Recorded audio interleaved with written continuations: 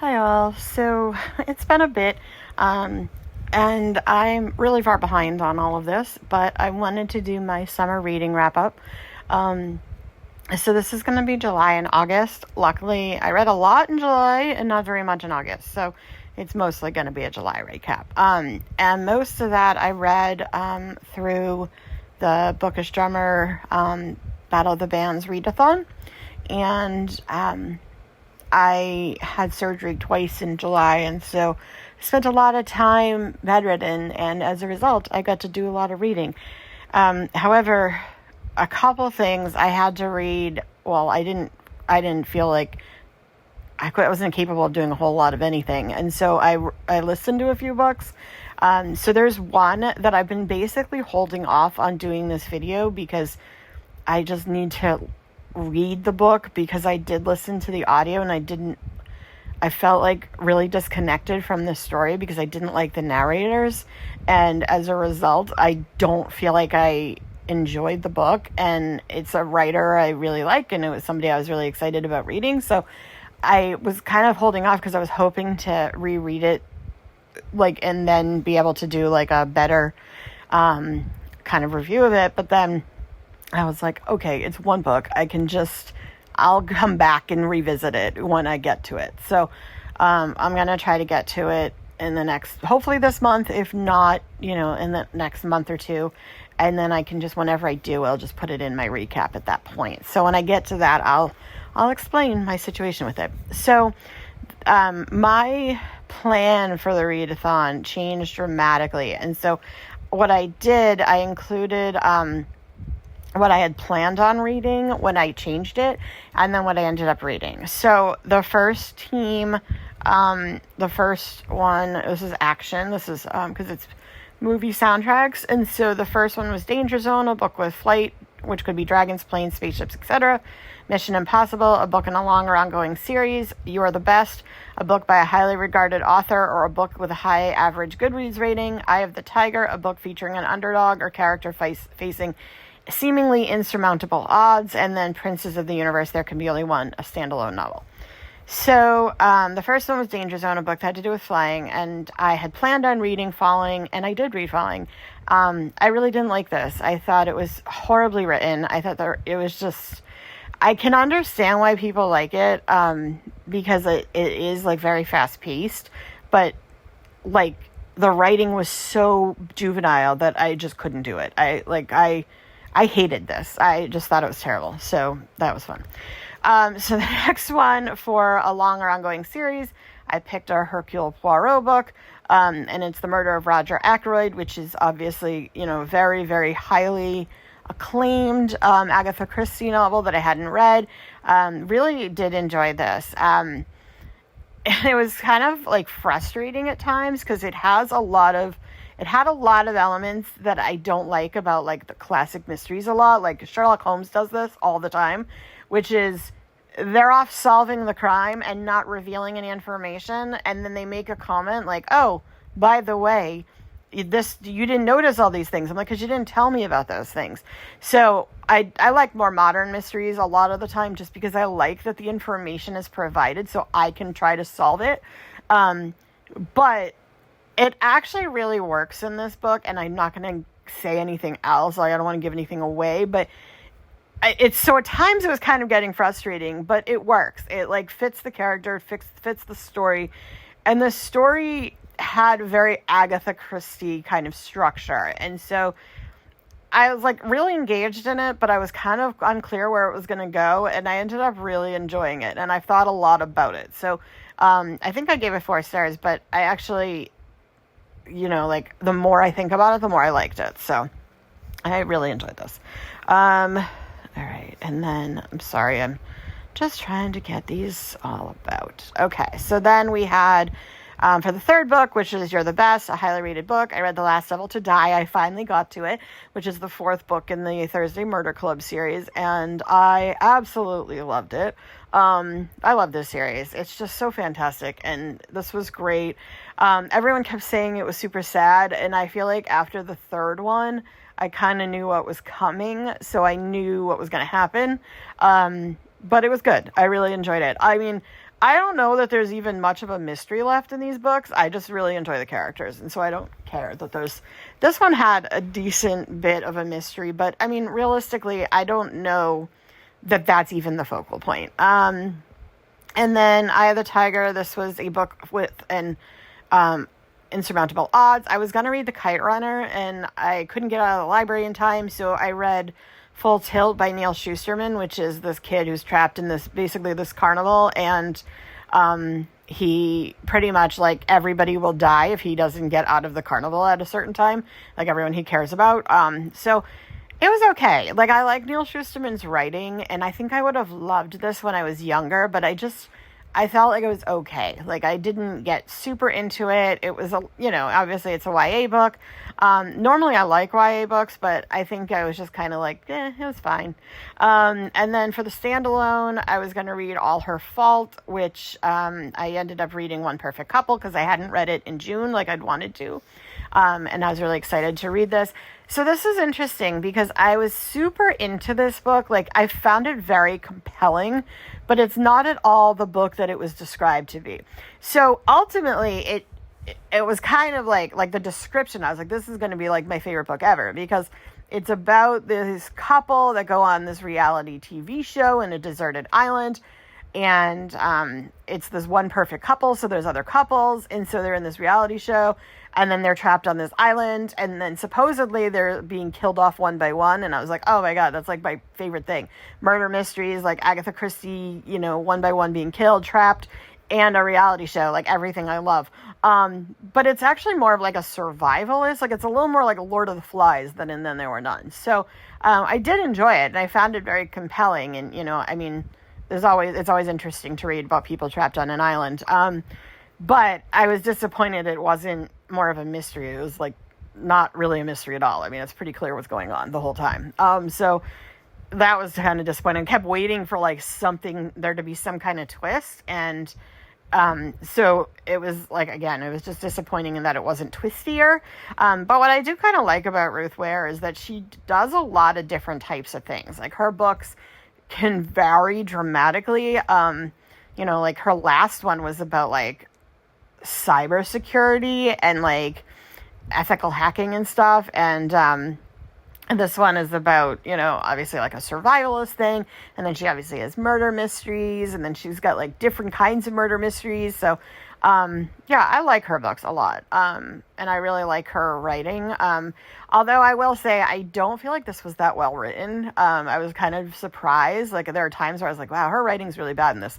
But again, I found it really compelling, so I can't really complain. So then we had the animated, which is You've Got a Friend in Me, which is about, it was a Discord group read, and then Hakuna Matata, a book with a laid-back character. You're a Mean One, Mr. Grinch, something that was set during Christmas. All-Star, a book that's won an award, and then Sunflower, a book with a plant on the cover. So for the group read, I read Middle of the Night by Riley Sager, which was the new Riley Sager.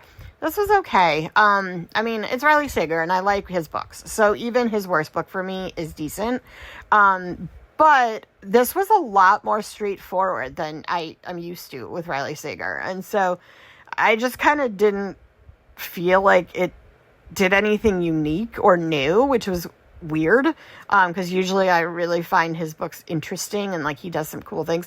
And it's interesting because this was the first one with a male main character, and I don't like his male main characters as well as, like, I think he writes very good women. And so it was interesting because I found like the male character was fine. I didn't write him badly or anything. I just didn't care.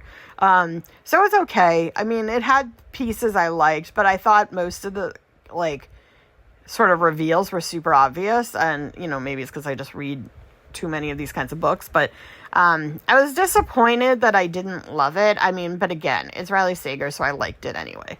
For laid back character, I was gonna read Brideshead Revisited, and then I just I was out of the hospital, and I just was like, I can't read anything with like literary quality kind of work at this point. So I went to bookshops in Bone Dust, which was fun, but it's like very similar to Legends and Lattes. So if you read Legends and Lattes, like there's not much point to reading this. It's just kind of like the same thing. And if you have read this first, then don't probably bother reading Legends and Lattes, because it's the same thing with a coffee shop instead of a bookshop. And I loved Legends and Lattes, so, I just found it. I was like, okay, I've done this before. I don't know that this needs to exist, which was kind of what I thought was going to happen, but I wanted to read it anyway, because I did really like that. And then Young Scrooge was what I read, which is an R.L. Stine sort of Christmas Carol retelling for middle grade. And I used to love R.L. Stine, but I only read like Fear Street and his YA stuff. And this was awful. And I mean, again, it was awful because it, was for middle grade kids. It's about some like bratty little boy. Like, it was not for me. It was not written for me, and I wasn't going to care. So, I don't know. I mean, if you are like an 11-year-old boy, maybe you'd like it, but I did not, because I'm not an 11-year-old boy. And, sometimes you can get through that, but like this was clearly for an 11-year-old boy. And then for a book that had won an award, I was going to read Anxious People by Frederick Bachman, but I decided to read Penance because I was like in the mood for something a lot more dark. And, it was very dark. And one of the things with like a lot of Japanese literature is very, very dark. Like when it deals with crime, like it's brutal. And this is basically about this group of girls, and one of their friends is murdered, and everyone kind of blames these girls for like their friend's death, essentially. And then it's like them years later in their like penance for like their friend's death. And it's really messed up. So super dark, super messed up. This is the same author who wrote Confessions. I liked Confessions more, but I liked both of them. Like, the writing's really good. I want to read more. And then the last one was a book with a plant in the cover. I was going to read Her Little Flowers, and then I decided to read The Midnight Feast, because, again, I, had gotten that, and I was kind of hoping to read it in June. And this is the one that I didn't, I don't really want to review until I get a chance to read it. Because I don't like audiobooks normally, but I really wasn't feeling well. And so I was like, okay, I'll go with the audiobook because I really want to read some books. And I was like struggling to like hold things, and I was like having a hard time staying awake and stuff. And the narrator's voice just irritated me so much. I felt like I was distracted through half the book. So, I'm going to hold off on reviewing this because, like I said, I'm going to reread it. I'm like halfway through rereading it. But like I've been just putting other things in place because I don't know why. Like probably just because I've already read it, and like, I'm not a big rereader. So, yeah, so I will finish it. And also I have it in like physical book form. And sometimes like I'm just not in the mood to like break out the book because like, depending on where I am, it's a lot easier to like read on my phone. So the next group was comedy. I believe this was our team, and we won, so that was exciting. And there was Ghostbusters, a book with suspected or confirmed paranormal activity. Canned Heat, a last minute addition to your TBR. The Power of Love, a book featuring unlikely friends. Always Look on the Bright Side of Life, a book with a funny or ironic title. Scotty Doesn't Know, a book with deception of any kind. So I was gonna read Boys in the Valley for the paranormal, and I still need to read that. Sir Chunk wants to read it too, so at some point I will. But I ended up deciding to read The Woman in Black because I was like, I didn't start the readathon well, and I wanted to get some points in for my team, so I wanted to get some shorter books. So I read The Woman in Black, and it was good. I mean, it was fine. Like, the problem is, I love this play, and it was one of the best plays I've ever seen. And so I didn't like the movie, but I loved the play. And so reading it, all I did the whole time I was reading it, I was like, what's really good, this play. So, I mean, if I hadn't seen the play, I'd probably love the book because it's like, your pretty traditional ghost story. But the play is so good that I just kept thinking how much I liked the play. And so it just felt like I would rather be watching the play right now. And then I was going to read Hotel Lucky 7, which I have an arc for and I still need to read. But I decided to read Rouge. and because it was my cat pick for one of my challenges, because that was the book he liked and it went and sat on. So I really love Mona Awad's writing. I had read Bunny a few months ago and loved it, and so I was like, I'm going to read another one by her. And this one is as weird as Bunny. I like Bunny a lot more. Like, Bunny was fantastic. This was really good, though, and I love the writing. I don't even know that I totally understood what was going on in this, but it's kind of like a biting satire of the beauty industry, which isn't really something I care about, but her writing is just fun and very engaging, and the characters, and it's like weird. It's like she writes almost like David Lynch, like his movies, and so if you're a fan of that stuff, you'd probably really like their books. If you are not a fan, you would probably hate her books. And then for a Unlikely Friends, I was gonna read Burnham Wood, and I decided to just read Holiday Inn because it was short, and I had read these when I was a kid. These are the Bunnicula books. This is the second one, and yeah, it was fine. It's a lot like darker than I remember. I was like, oh, they like this horrible like things that these people are doing to these animals, but you know, it was the Bunnicula books. They're fun, except Bunnicula wasn't even in it, so I don't know why they're called the Bunnicula books, because Bunnicula doesn't really do anything except sit in a cage. And then for a funny title, I was going to read How to Kill Men and Get Away with It, but I didn't, just because I had gotten this book from the library, so I ended up reading Sure, I'll Join Your Cult. This was funny, but like, it was actually kind of like a dark, serious look at like somebody's significant mental health issues. So it's by Maria Bamford, the comedian, but like, it's a really like, I mean, she has some very serious mental health conditions, and she's very honest about them. So if you're interested in like, like mental illness and like from somebody's first person perspective, I thought it was interesting.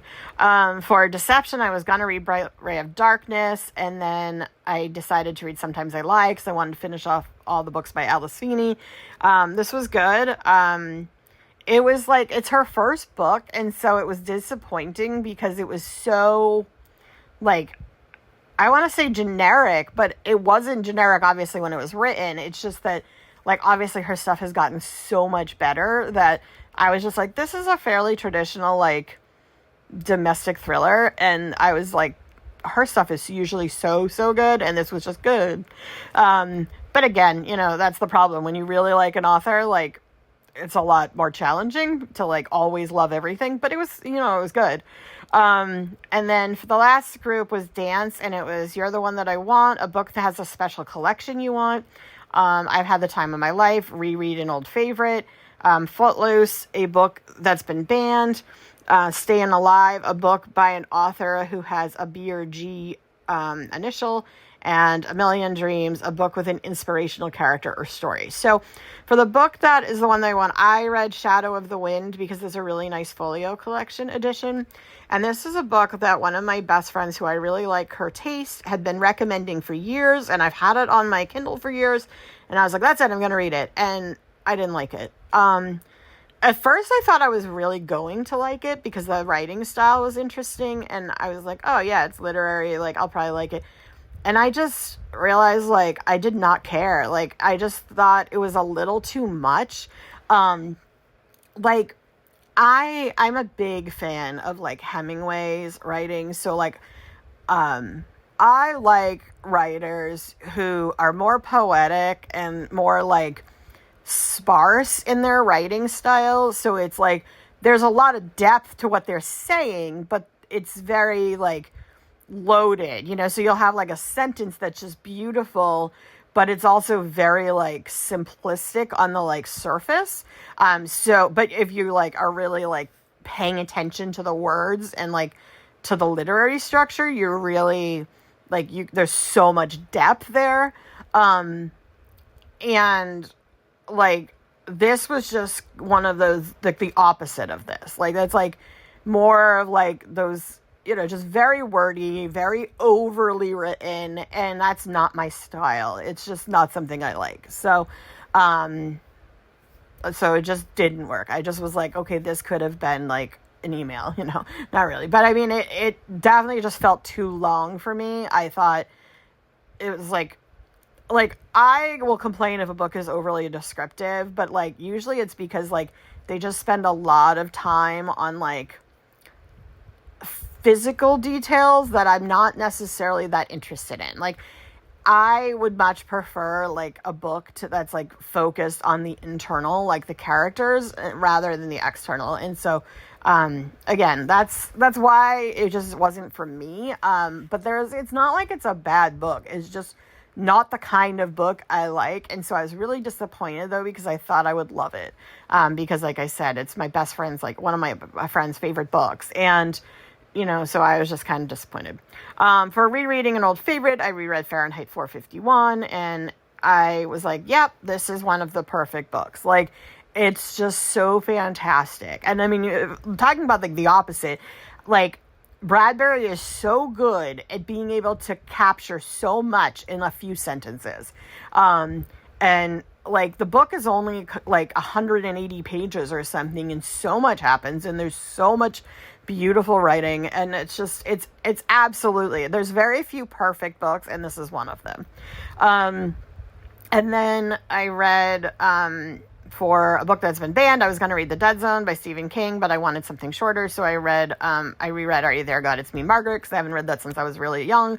And it was the book I remember, like, it's funny because it's, like, feels very dated, obviously, now, but, still good, but, it's way more dated than I remember. And then for Staying Alive, a book for an author with a B or G initial, I was going to read The Husbands, but I wanted something short, so I read this book that's been on my Kindle, which is We Need to Do Something. And this is very dark. Like, it's a dark novella about this family that's, like, trapped after possibly a storm, and it's not really clear. And then they just go, like, completely insane. And, like, I really liked, I would say 75 to 80% of it. And then I think it went a little off the rails for me. I didn't dislike it, but I was just like, yeah, it started getting a little too much. Like, it was a little too odd for my taste. And then the last one is I was going to read The Maid, but I haven't been able to get it from the library. It just keeps being, like, the hold keeps getting extended. I actually own it, but I have no idea where it is. And, like, I was not in July, I was not looking to read books, physically anyway, just because I was, like, sick. So I decided to read Aly Raisman's biography, because I also did an Olympic, reading challenge. So I'm going to do a challenge update at some point as well. So I read Aly Raisman's bio, and I mean, it's good if you care at all about Olympians' bios. So then, I took part in what was like the encore, which is if you finish them, and because I had, like, read so many short ones to get all the points in, I was able to read more books. So, for the 5 books that I read that were, like, the encore books, I reread Midnight Club by Christopher Pike, which I really enjoyed. I just love Christopher Pike's books. I finally read The Gunslinger, which is the first of the Dark Tower, and I was shocked at how much I loved this. Like, it was so good, and I'm really excited to read more of the Dark Tower, although I've already started The Drawing of the Three, and the guy talks a lot about his balls, and I'm not really into, like, reading about a guy's balls, so I hope there's less of that and more of, like, the interesting stuff, because so far it's just a lot about his balls. And then I reread Fear Street, The Secret Bedroom, and I loved this book in, like, 7th grade. I think I'd given it, like, a 4 or 5 star because I remembered loving it, and then it is garbage. It is so nonsensical. Like, this is one of the worst things I've ever read.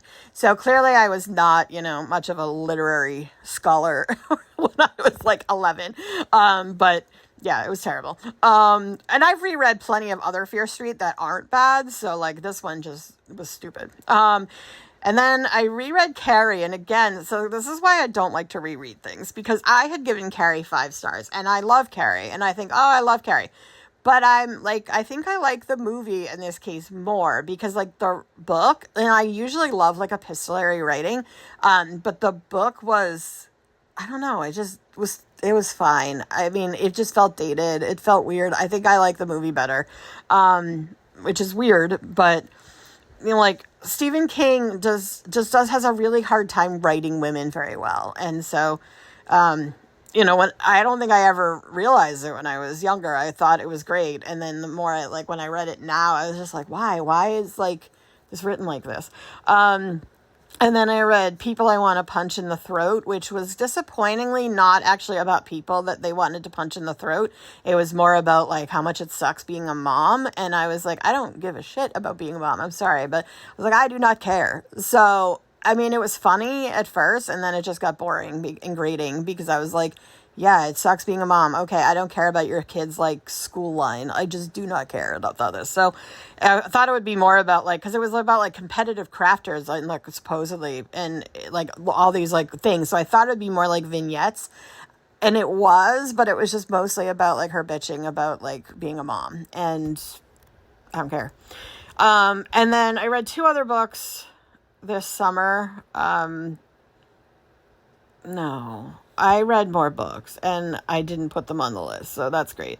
All right, good job, me. I'm gonna have to go to my Goodreads and tell you what else I read. But the other 2 books I read in the month of July were Sunday Pancakes, which was just this cute little animated book about, basically about these animals making pancakes on a Sunday. And so it's what you expect, but it was cute. And then I read The Two Towers, which is part of a book I'm supposed to read for Sir Chonk because we agreed, to swap, and he gave me all of Lord of the Rings. I had already read Fellowship of the Ring.